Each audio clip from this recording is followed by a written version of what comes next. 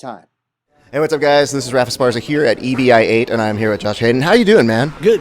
You had an impressive performance out here today. How do you feel that you did? Of course, I'm not satisfied, but, it was a good match against Gordon. I definitely was looking forward to that match. Yeah. I beat him in the trials before, so, I know he was wanting it. So, it was an amazing experience, so. So when you're finding out that you're going to be participating in an event like this, like EBI, big, tons of people watching, what's the appeal for you? Is it the sub only? Is it the appeal of getting on that UFC Fight Pass? What is it? Just honestly, just to push myself. I did this, I hurt my back and I hadn't been training, and then Eddie hit me up. I hadn't trained for like 6 months, and Eddie was like, "Hey man, you want to do EBI?" And I'm like, "Yeah, let's do it."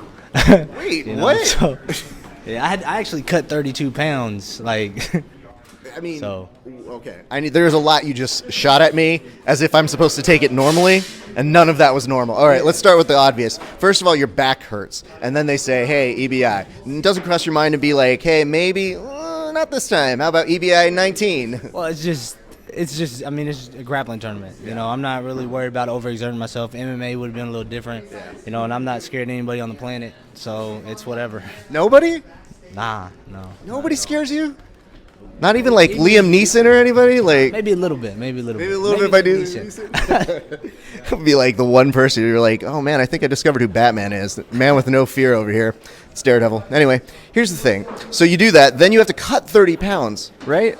Yeah. Okay, so how does that process go when your back hurts and your main source of, probably working out is a bunch of jiu-jitsu? Yeah. Well, I just had to train smart. I had 2 herniations, 2 pinched nerves, but the weight wasn't helping anyways. I kind of when I got hurt, I was just eating everything, and I was training, but I wasn't focusing on my weight. So, but it's not hard to cut weight. All I did was cut out the crappy shit I was eating. Sure. The fun stuff. The Coke, all the good stuff, So. The Coke. Is that really the sodas and all that? Is that the worst for you to cut out? Well, the sugar, man. I love it.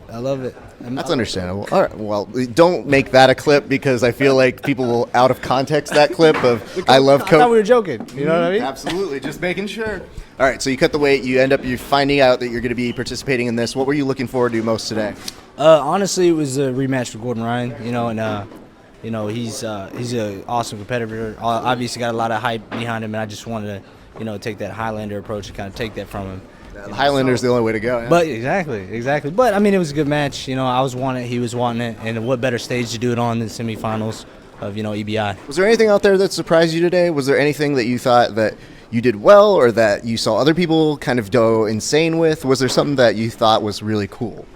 I love the whole setting. The whole overtime and stuff like that.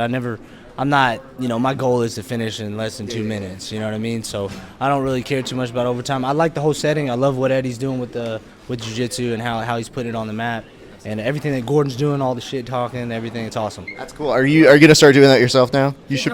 Nah, I don't. I just let the match talk, you know what I mean? Do you want me to do it for you? I'd be happy to call out some people. That's no problem. You call them out, I'll back it up, then we do it. I just got my enforcer. This is a bad thing to give a comedian the ability to call out anybody. So that's right.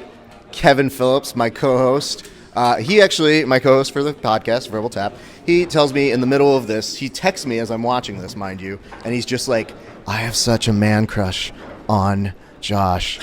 If you talk to him, can you tell him that?" And I was like, "Probably, but he's also going to be weirded out." So the problem is, can you look into that camera right now and say, "Kevin, I'm coming for you. Stop talking that shit." Kevin, I'm coming for you. Stop talking that shit. It's deadly. I love that. What's coming up next for you, man? Whatever pops up. Honestly, I plan on getting to the ADCC trials, but it just depends. I gotta get this cortisone done and my back rehab. Yeah. But my brothers know me, and Travis knows me that I'm gonna hop in it regardless. So especially if it's a big scene, ADCC's good, EBI's where it's at.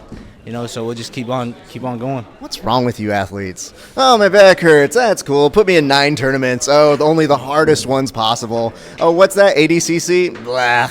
Just herniated disc, be damned." Yeah. I just know when to tap, so that's the thing. I'm not going to get hurt because I'm going to tap. Well, the nice part about what you were doing today, you brought a lot of power out there, really dynamic. It's really fun to watch as a spectator. So on behalf of all of us who are watching today, I just want to say thank you very much, man. Obviously, again, Josh, great people. He's going to kill people that I tell him to kill now. as he's going to be the enforcer. It's a really bad job. I don't no perks, but you know. It is what it is. But you like beating up people, so that's not a Hey. problem. No. Well, thank you so much for your time, man. I appreciate it. Again, keep it locked here at verbaltapcast.com for more information, you guys.